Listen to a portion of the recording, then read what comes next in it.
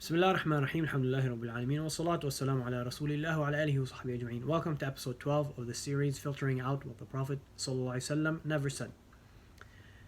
A brother asked, he said, Barakallahu fikum for answering the question. Another hadith I have trouble understanding the tafsir of is many of the ones which refer to Isra and Mi'raj, mostly the ones referring to the encounter with Allah subhanahu wa ta'ala.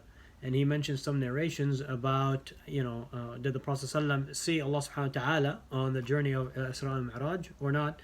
And, then at the end he asked, I always had believed that he had seen, meaning the Prophet ﷺ had seen Allah subhanahu wa ta'ala during that journey.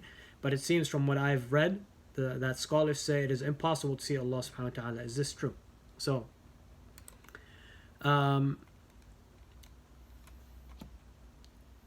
Generally speaking, the companions were agreed that the Prophet Muhammad ﷺ did not see Allah subhanahu wa ta'ala, did not see him with his own eyes. Aisha radiallahu anha said in an authentic narration, said, whoever tells you that Muhammad ﷺ saw his Lord, then he has lied. He, the person who made that claim, has lied. And Abu Dharr radiallahu anhu says, he narrates an authentic hadith as well. He said, I asked the Prophet ﷺ, did you see your Lord? So the Prophet ﷺ said, Nurun anna arah. The Prophet ﷺ said, light, how would I see him? Or how would I be able to see him? And as we have other authentic narrations that explain that Allah subhanahu wa ta'ala's veil, his hijab, hijabuhu nur, the veil of Allah subhanahu wa ta'ala is nur, is light. So in other words, the Prophet ﷺ is saying nur, light, I mean he saw light.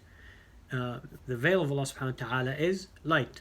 In other words, he couldn't see Allah subhanahu wa ta'ala, he saw light, which is the veil of Allah subhanahu wa ta'ala, which basically was between the Prophet Muhammad ﷺ and seeing Allah.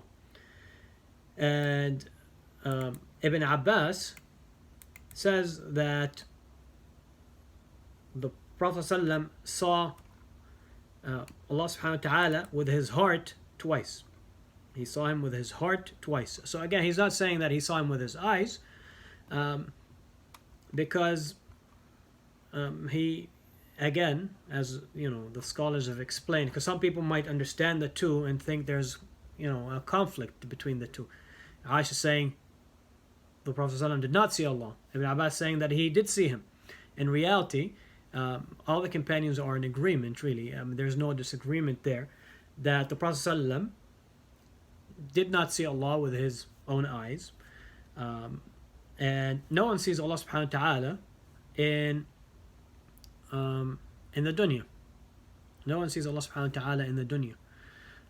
On the day of judgment, as we know from other authentic ahadith and narrations from the Prophet ﷺ. And by the way, that's when the Prophet ﷺ was warning us from the Dajjal. Dajjal will come out, and one of the claims he'll make is that he is our Lord. And the Prophet ﷺ warns us, not to fall for that. No one sees Allah subhanahu wa ta'ala in the dunya. So in other words, the Dajjal can be our Lord, not for so many different reasons, but one of them is that no one sees Allah subhanahu wa ta'ala in the dunya. We don't see our Lord in the dunya. But rather, those who, from our belief, Ahlul Sunnah wal Jama'ah, one of their principles of belief, which is mentioned by the Prophet ﷺ in authentic ahadith, is that the believers who enter Jannah will see Allah subhanahu wa ta'ala in Jannah. We'll see Allah subhanahu wa ta'ala in Jannah. And that is the biggest blessing. That is the biggest blessing that we will have in Jannah, is seeing our Lord subhanahu wa ta'ala, seeing Allah subhanahu wa ta'ala.